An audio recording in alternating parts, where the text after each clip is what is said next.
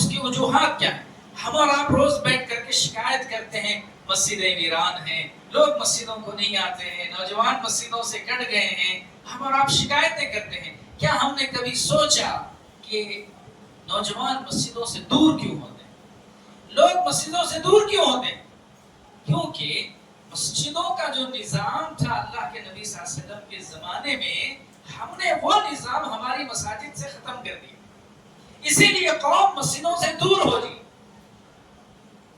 اللہ کے رسول صلی اللہ علیہ وسلم کے زمانے میں مسجد کا نظام کیسا تھا؟ پیارے نبی صلی اللہ علیہ وسلم کے زمانے میں مسجد کے اندر نماز اور عبادت کے لیے جہاں مسجد بنائی جاتی تھی، وہیں پر نماز اور عبادت کے علاوہ جو وقت ہوتا تھا وہ پورا وقت مسلمانوں کی فلاح و بہبودی کے لیے استعمال ہوتا۔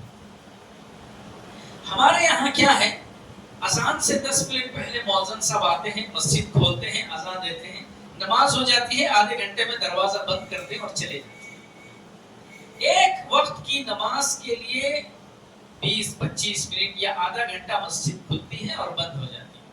اللہ کے رسول صلی اللہ علیہ وسلم کے زمانے میں ایسا نہیں تھا۔ اللہ کے رسول کے زمانے میں مسجد کو تالا ہی نہیں تھا، مسجد 24 گھنٹے کھلی رہتی تھی، 24 گھنٹے مسجد کھلی رہتی تھی، مسجد میں تالا نہیں پڑتا تھا۔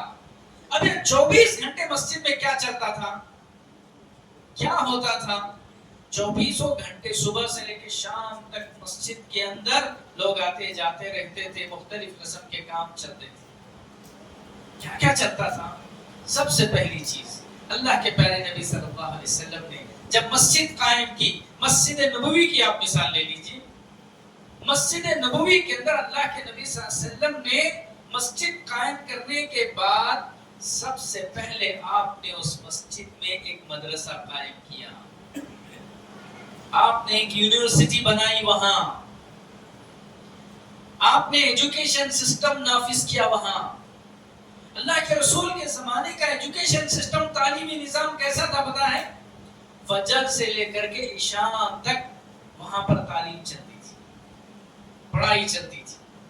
پارٹ ٹائم پڑھنے والے لوگ آ کر کے صبح شام پڑھتے تھے، صبح میں جو تاجر کاروباری لوگ ہوتے تھے وہ صبح کے وقت کلاس میں بیٹھ کر کے پڑھتے تھے، پھر اس کے بعد خواتین آ کر کے وہ کلاس میں پڑھتی تھی، پھر اس کے بعد جو ہے بچے پڑھتے تھے، پھر اس کے بعد جو ہے فل ٹائم اصحاب صفہ، آپ نے سنا ہے صفہ مسجد نبوی کے اندر ایک مدرسہ قائم تھا جہاں پر 24 گھنٹے صحابہ وہیں رہتے، وہیں پڑھتے، ان کا کھانا پینا رہنا سہنا وہی مسجد میں ہوتا تھا۔ تو مسجد نبوی کے اندر جو ہے تعلیمی نظام، ایجوکیشن سسٹم کیا تھا؟ بچوں کے لیے، نوجوانوں کے لیے، عورتوں کے لیے، تاجر کے لیے، پارٹ ٹائم پڑھنے والوں کے لیے، فل ٹائم پڑھنے والوں کے لیے، سب کے لیے تعلیمی نظام تھا۔ مدرسہ بھی وہیں چلتا، مکتب بھی مسجد میں چلتا، اسکول بھی مسجد میں چلتی، سارا ایجوکیشن سسٹم اللہ کے رسول نے مسجد میں قائم کیا تھا۔ کسی بھی قوم کو دنیا کے اندر اپنے آپ کو کھڑا کرنا ہے، اس کے لیے بنیادی چیز تعلیم ہے۔ تعلیم کے بغیر کوئی قوم زندہ نہیں رہتی، تعلیم کے بغیر دنیا کے اندر قوموں کی پہچان نہیں ہوتی۔ اللہ کے رسول نے مسجد کے اندر سب سے پہلے تعلیم کا مرکز بنایا، کیونکہ وہی بھی پہلی کون سی نازل ہوئی؟ اقرأ باسم ربک الذی خلق، رب العالمین نے حکم دیا تھا پڑھو، علم حاصل کرو، علم کی روشنی سے جہالت کے اندھیرے ختم ہو گئے، علم کی روشنی سے غربت کے اندھیرے ختم ہو گئے، اس لیے اللہ کے نبی نے مسجد کے اندر تعلیمی نظام قائم کیا۔ ہم نے پہلی غلطی یہ کی کہ ہماری مسجد سے تعلیم کا سسٹم ختم کر دیا، لے دے کر کے ایک مکتب چلتا ہے، صبح شام تھوڑے سے بچے آتے پڑھتے اور چلے جاتے ہیں، 1 گھنٹے کے، آدھے گھنٹے کے، باقی ٹائم ہمارے بچے کہاں پڑھتے ہیں؟ غیر مسلم اسکولوں میں پڑھتے ہیں، سینٹ جوسف میں کوئی پڑھ رہا ہے، کوئی ودیا نکیتن میں پڑھ رہا ہے۔ ہمارے سارے بچے تعلیم کہاں حاصل کرتے ہیں؟ غیر مسلم اداروں کے اندر تعلیم حاصل کرتے ہیں۔ اب ذرا سوچیے، یہ کس قدر نہ سمجھی کی بات ہے۔ بچے یہ کل کا مستقبل ہوتے ہیں، کسی بھی قوم کا جو فیوچر ہے وہ اس قوم کے بچے ہوتے ہیں. ہم نے اپنے بچوں کو لے جا کر کے غیر مسلم کے حوالے کر دیا, یہ لو بھی ہمارے بچوں کو تم پڑھاؤ. کیسی نادان قوم ہے, اپنے بچوں کو لے جا کر کے غیروں کے حوالے کر دیتے ہیں. وہاں پر وہ 15 سال 16 17 سال پڑھ رہے ہیں, نہ وہاں اللہ ہے نہ رسول ہے نہ نماز ہے. کتنے ہی ایسے ادارے بنگلور کے اندر ہمارے یہاں قریب میں ہم نے دیکھا, کئی ایسے بچے ہیں جنہوں نے پوری زندگی میں جمعہ کی نماز نہیں پڑھی. جمعہ کی نماز نصیب نہیں, کیونکہ تعلیمی نظام ایسا ہے جو بچے سالہ سال تک جمعہ نہیں پڑھیں, اس قوم میں کیا اسلام باقی رہے گا, کیا دین باقی رہے گا؟ ذرا سوچیے میرے بھائیوں, یہ مسجدیں ہمارے تعلیم کی مرکز تھی. ہر مسجد کے ماتحت میں ایک تعلیم کا قائم ہونا چاہیے. ہم اپنے بچوں کو مساجد کے سائے میں رکھ کر کے اعلیٰ دنیاوی تعلیم دیں. لیکن ہم نے کیا کہا, ہم نے مسجدوں کو صرف نماز کے لیے قائم رکھا اور تعلیم کے لیے بچوں کو غیروں کے حوالے کر.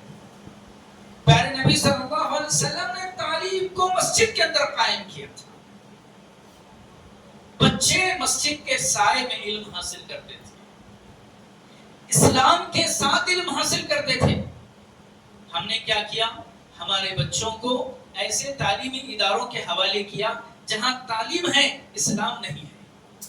اسلام کے بغیر جو تعلیم ہوتی ہے وہ انسان کو چالاک شیطان بناتی ہے. تعلیم یافتہ ہے لیکن وہ اپنے علم سے دنیا کو دھوکہ دیتا ہے. دیکھیے یہ تعلیم یافتہ لوگ ہیں, ڈاکٹر ہیں, انجینئر ہیں, جب ماں باپ بوڑھے ہوتے ہیں ان کو لے جا کر کے اولڈ ایج ہوم میں چھوڑ دیتے ہیں. یہ تعلیم ہے. ڈاکٹر جھوٹ بول کر کے غریب مریض سے پیسہ لوٹتا ہے, یہ تعلیم ہے. یہ اسلام کے بغیر تعلیم ہے. اسی لیے میرے دوست میرے بھائی, مساجد کے اندر تعلیم کا نظام ہونا چاہیے. یہ اللہ کے نبی صلی اللہ علیہ وسلم نے پہلا کام کیا. دوسرا کام کیا کیا پتہ, اللہ کے نبی نے مسجد میں, دیکھیے قوم کیسے مسجدوں سے دور ہوتی ہے, اسے سوچیے آپ. تعلیم کے ساتھ تعلیم مساجد میں نہ ہونے کی وجہ سے نئی نسل ہمارے بچے مسجدوں سے دور ہو گئے. دوسری چیز, پیارے نبی صلی اللہ علیہ وسلم نے مسجد کے اندر ایک بیت المال قائم کیا. بیت المال, آپ نے تمام مالدار لوگوں کا پیسہ اکٹھا کیا اور مسجد کے ماتحت میں غریبوں اور مسکینوں کی مدد کی. اگر کسی آدمی کو کوئی معاشی ضرورت ہوتی وہ سیدھا چل کر کے مسجد میں آتا, اللہ کے نبی صلی اللہ علیہ وسلم اس کی مدد کرتے. بیت المال کے ذریعے سے غریبوں اور مفلسوں کی مدد ہوتی. بیت المال کے ذریعے سے لوگوں کی معاشی مسائل حل کرتے اللہ کے نبی. ایک شخص آیا اللہ کے نبی صلی اللہ علیہ وسلم سے کہا, اللہ کے نبی میں غریب ہوں, میرے پاس کام نہیں ہے. پیارے نبی صلی اللہ علیہ وسلم نے کہا, ایک لوہے کلہاڑی منگوائی, آپ نے اسے دستہ ڈالا اور اس شخص کو دیا, جاؤ جنگل سے لکڑیاں کاٹ کر لا کے بیچو. ایک شخص آیا, اللہ کے نبی صلی اللہ علیہ وسلم سے کہا کہ میں غریب ہوں, مفلس ہوں, میرا روزگار نہیں ہے.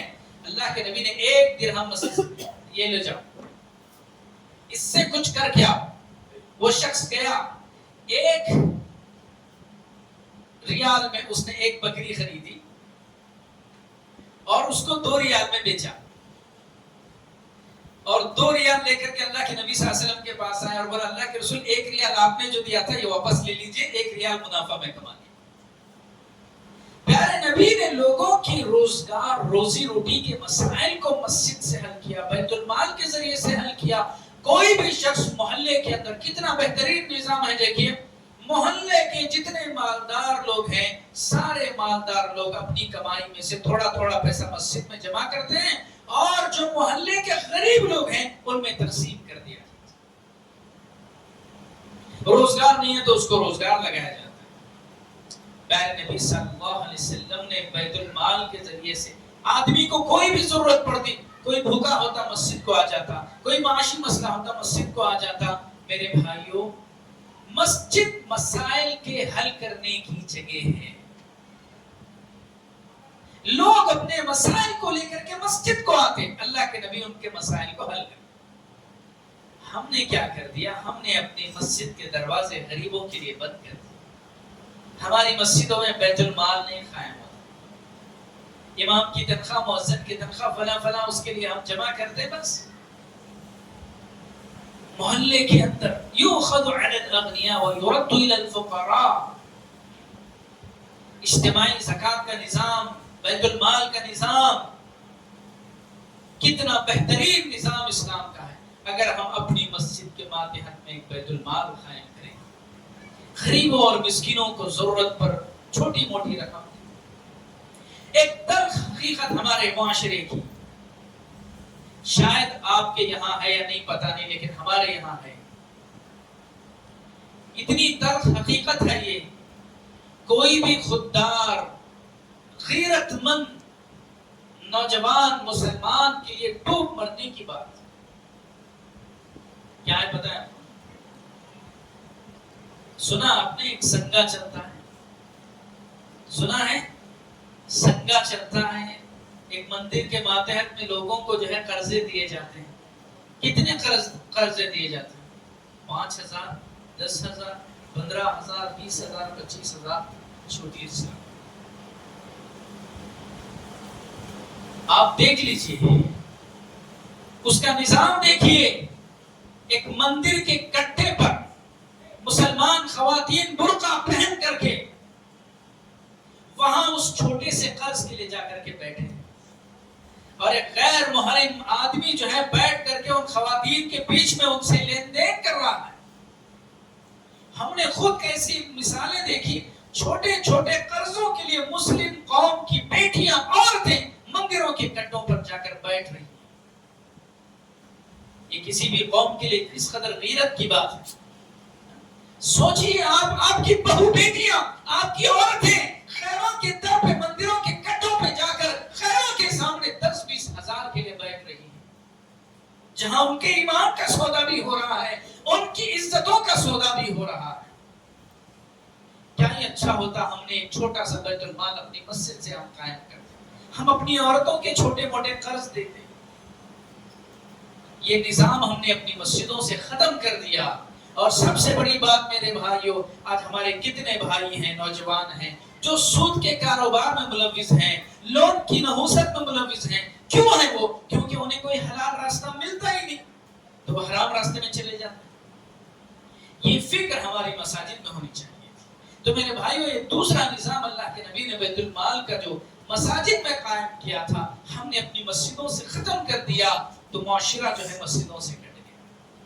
اسی طرح میرے بھائیوں، ایک تیسری چیز اللہ کے نبی صلی اللہ علیہ وسلم نے مسجد کے اندر قائم کی تھی، وہ کیا تھا بتائیں؟ اللہ کے نبی نے مسجد کے اندر دارالقضا قائم کیا۔ دارالقضا کیا ہے؟ میاں بیوی میں جھگڑا ہو گیا، دو بھائیوں میں جھگڑا ہو گیا، جائیداد کا مسئلہ ہو گیا، لوگ اپنے مسائل کو لے کر کے مسجد کو آتے اللہ کے نبی صلی اللہ علیہ وسلم کے پاس۔ اللہ کے نبی صلی اللہ علیہ وسلم مسجد میں بیٹھ کر کے دونوں طرفین کا جو ہے مقدمہ سنتے، ان کے درمیان صلح اور صفائی کی کارروائی ہوتی۔ میاں بیوی کا مسئلہ ہوتا تو مسجد میں حل ہوتا، دو بھائیوں کا مسئلہ ہوتا تو مسجد میں حل ہوتا، باپ بیٹے کا مسئلہ ہوتا تو مسجد میں حل ہوتا۔ ایک شخص نے، نوجوان نے اللہ کے نبی صلی اللہ علیہ وسلم سے آ کر کے کیس دائر کیا مسجد کے اندر۔ کیا کیس تھا؟ اس نے کہا کہ اللہ کے رسول، میرا باپ جو ہے وہ میرے پیسے لے کر کے خرچ کر لیتا ہے، میں کماتا ہوں، میں کاروبار کرتا ہوں، دن رات محنت کر کے پیسہ اکٹھا کرتا ہوں، لیکن میرا باپ میری اجازت کے بغیر پیسہ لے کر خرچ کر دیتا ہے۔ اللہ کے نبی صلی اللہ علیہ وسلم نے کہا، اچھا تمہارا باپ کہاں ہے؟ اللہ کے رسول نے بلا بھیجا۔ کیس چل رہا ہے، کہاں چل رہا ہے یہ کیس؟ مسجد کے اندر۔ اللہ کے نبی صلی اللہ علیہ وسلم نے اس باپ کو بلا بھیجا کہ تمہارا باپ کون ہے، اس کو بلا بھیجا۔ اللہ کے رسول صلی اللہ علیہ وسلم نے بلا بھیجا۔ وہ باپ، ایک بوڑھا باپ جو ہے، لڑکڑاتے ہاتھوں سے اپنی ہاتھ میں لاٹھی لے کر کے جو ہے کمر جھکائے ہوئے، جس کے آنکھوں کی جو جھکی ہوئی تھی، چہرے پر جھریاں تھی، کمر جھکی ہوئی تھی، لکڑی لے کر کے اللہ کے رسول صلی اللہ علیہ وسلم کے پاس مسجد میں آئے. پیارے نبی صلی اللہ علیہ وسلم نے پوچھا بڑے میاں تمہاری کمپلینٹ آئی ہے، تمہاری کمپلینٹ آئی ہے. بڑے میاں نے کہا اللہ کے رسول کیا کمپلینٹ ہے؟ اس نے کہا اللہ کے رسول صلی اللہ علیہ وسلم نے کہا تمہارے بیٹے نے تمہاری کمپلینٹ کی ہے. تمہارا بیٹا کہہ رہا ہے کہ تم اس کا مال لے کر کے جو ہے خرچ کر دیتے ہو، اس کا مال بغیر اجازت کے تم جو ہے استعمال کر لیتے ہو. یہ شکایت تمہارے بیٹے نے کی. اس بوڑھے شخص نے کہا اللہ کے نبی صلی اللہ علیہ وسلم ٹھیک ہے،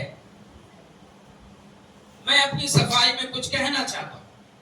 اللہ کے رسول صلی اللہ علیہ وسلم نے کہا ہاں کہو. اس بوڑھے آدمی نے کہا اللہ کے رسول صلی اللہ علیہ وسلم ایک زمانہ تھا، ایک دور تھا، میں جوان تھا، کماتا تھا، ہٹا کٹا تھا. یہ میرا بیٹا جو ہے یہ کمزور تھا، چھوٹا سا تھا.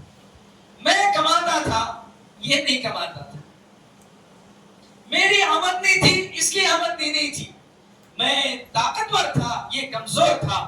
میں کما کر کے اس کو کھلاتا، میں کما کر کے اس کو پہناتا، میں کما کر کے اس کی ضرورتیں پوری کرتا.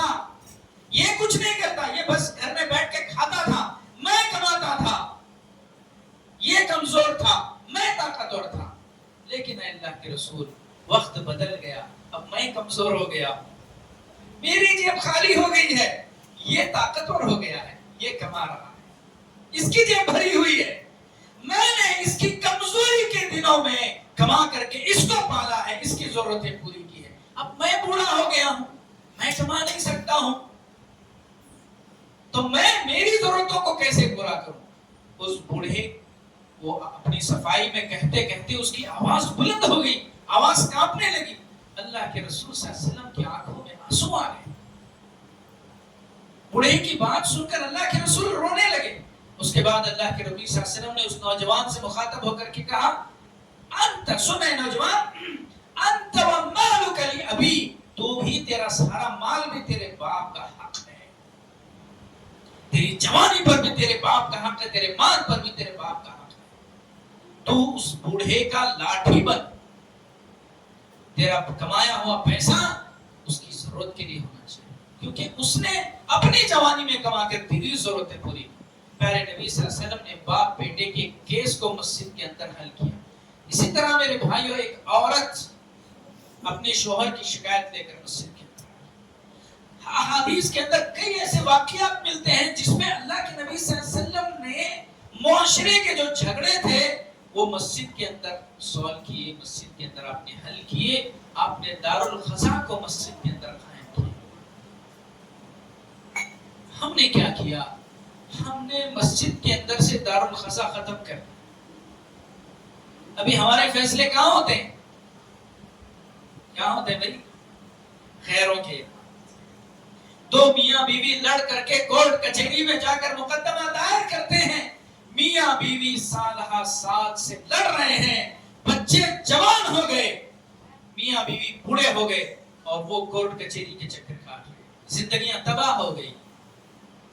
بچے جو ہیں ماں باپ کی محبتوں سے محروم ہو گئے.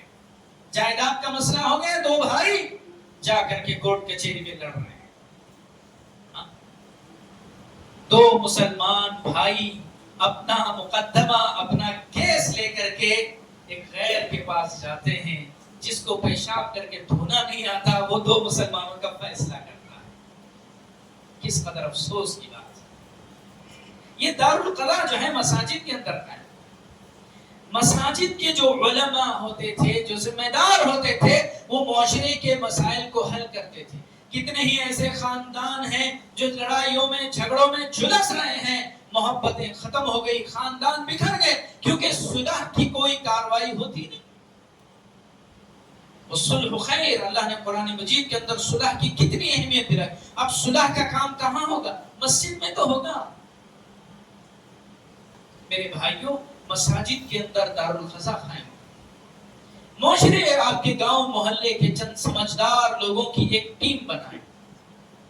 بزرگ، سمجھدار، علم والے، زندگی کا تجربہ جن کو ہے، ایسے لوگوں کی ایک ٹیم بنائیں. کوئی بھی مسئلہ ہو گیا ان کے سامنے پیش کریں، صلح کرائیں، لوگوں کے جھگڑوں کو ختم کرائیں، میاں بیوی کے رشتے، بھائیوں کے مسائل کو حل کرائیں۔ غیروں کے سامنے جانے کے بجائے اللہ کے گھر میں بیٹھ کر کے اللہ کو ڈرتے ہوئے اپنے مسائل کو حل کریں۔ آج ہم نے دارالقضاء کو مسجدوں سے ختم کیا۔ اللہ کے نبی صلی اللہ علیہ وسلم نے اپنی مسجد کے اندر ایک اور کام کیا تھا، چوتھا کیا تھا پتہ ہے؟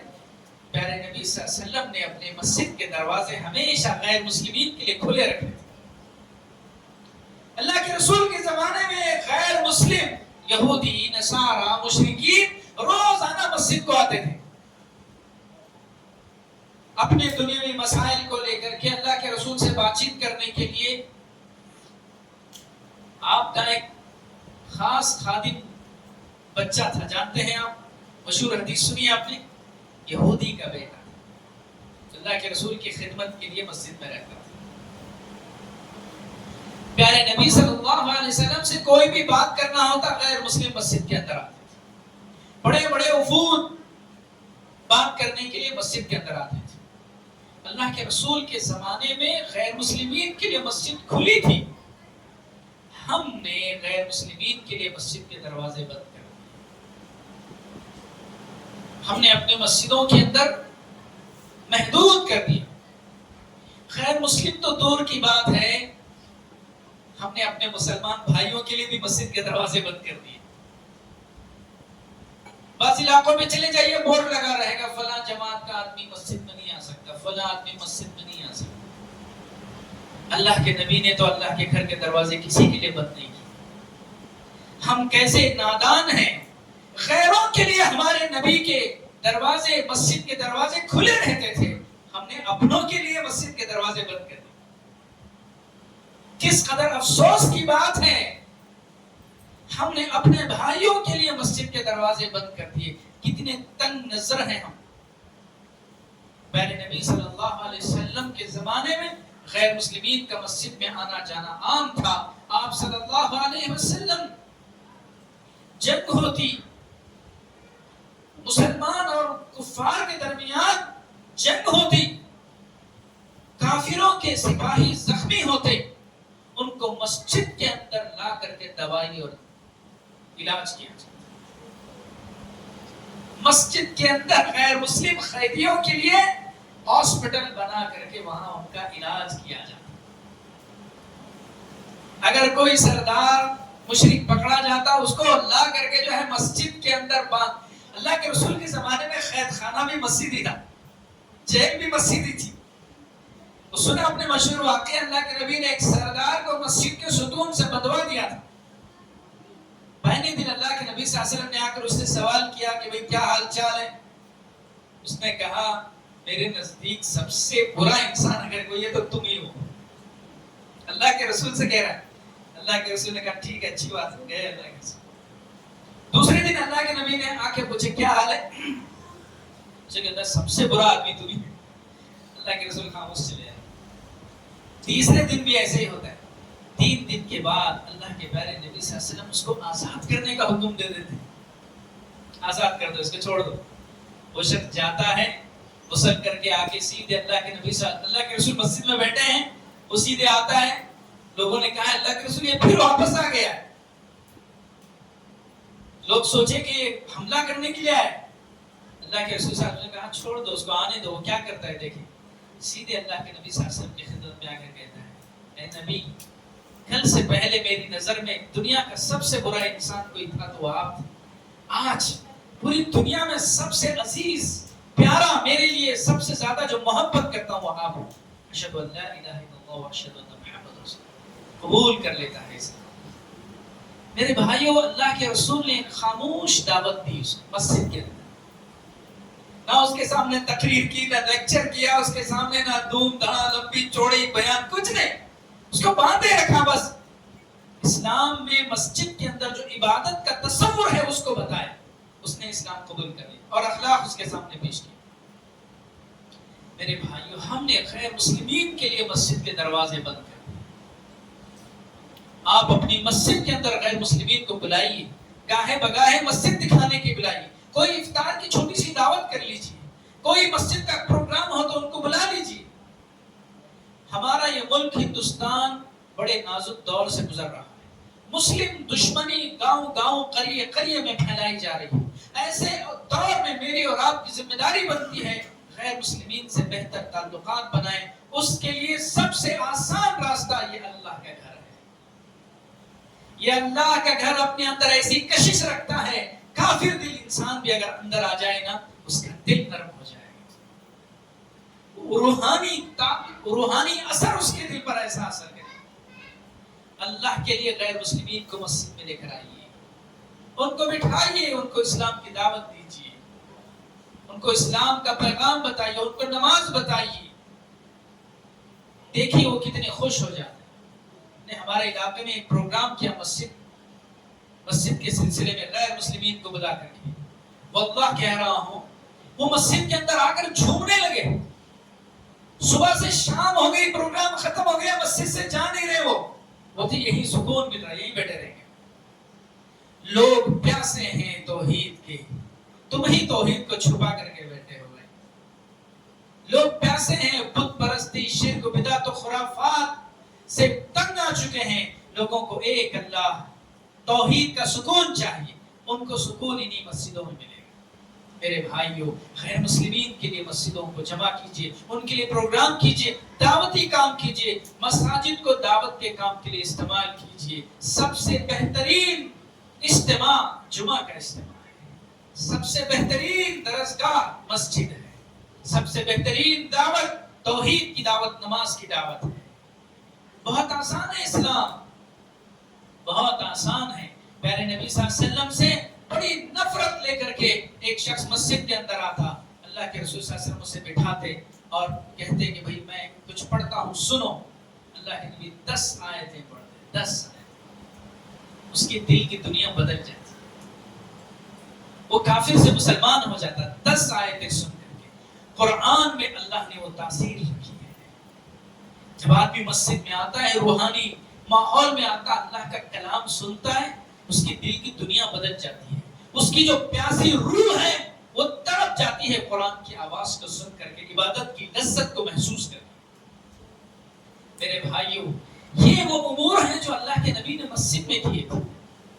اگر ہم مسجدوں کے اندر یہ کام کریں، تعلیم کو مسجد کے اندر عام کریں، بیت المال بنائیں، کاؤنسلنگ سینٹر دارالقضاء بنائیں، لوگوں کے مسائل مسجد میں حل کریں، اور غیر مسلمین کو مسجد میں جمع کر کے اسلام کی دعوت دیں، بہت جلد ماحول بدلے گا. اور میرے بھائیوں، مسجد کو اتنا مفید بنائیے، اتنا مفید بنائیے کہ غیر مسلم کہیں کہ ہمارے ہر محلے میں ایک مسجد ہونا چاہیے. اتنا مفید بنا دیجئے، اتنا کارآمد بنا دیجئے. لوگوں کو کوئی بھی ضرورت محسوس ہو تو لوگ کہیں کہ بھی مسجد چلے جاؤ تمہارا مسئلہ حل ہو جائے. اتنا مفید بنائیے مسجد کو. یہ تب ہو سکتا ہے جب ہمارے ذہن بدلیں گے، جب ہم اور آپ مل کر کے مسجد کے صحیح کانسیپٹ کو سمجھیں گے. انشاءاللہ یہ چیز مشکل نہیں ہے، بہت آسان ہے. بس کرنے کی نیت چاہیے، کرنے کی تڑپ چاہیے. 1 سال آپ اس پر کام کیجئے، دیکھیے آپ کے گاؤں، شہر، محلے کا کیسا ماحول بدل جاتا ہے، کیسے لوگوں کے نظریات بدل جاتے ہیں. میرے بھائیوں، موجودہ دور میں مساجد کے تحفظ کو لے کر کے یہ چند باتیں آپ کے سامنے رکھنی تھی. اللہ تعالیٰ سے دعا ہے کہ اللہ تعالیٰ ہم تمام کو صحیح معنوں میں اللہ کے گھروں کی خدمت کرنے کی توفیق عطا فرمائے. اللہ تعالیٰ ہم تمام کو مسجدوں کو معاشرے کے لیے، انسانیت کے لیے مفید بنانے کی توفیق عطا فرمائے. اللہ رب العالمین ہم تمام کو اسلام پر، توحید پر زندہ و قائم رکھے، توحید پر خاتم الخیر فرمائے. ساتھیوں، خطبے کے اختتام سے پہلے ایک ضروری اعلان. ہمارے شہر ہریہر کے اندر ایک محلہ ہے کیشوا نگر، جہاں 5-6 محلے آتے ہیں.